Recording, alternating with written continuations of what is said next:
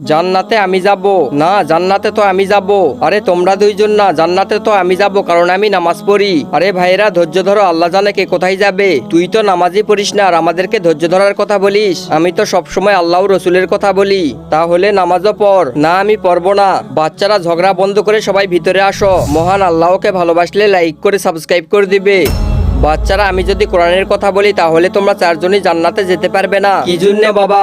আমাদের একটা class pass করতে কতগুলো সাবজেক্টে পাস করতে হবে বাবা, সব সাবজেক্টে পাস করতে হবে, না হলে তো সবাই ফেল করবে। এইটাই তো তোমাদের আমি বুঝাতে চাচ্ছি। কোরআন শরীফের সূরা আল আসরে একটা আয়াত আছে, সেখানে আল্লাহ বলেছেন আমাদের 4টি কাজ করতে হবে: ঈমান, আমল, হক আর ধৈর্য।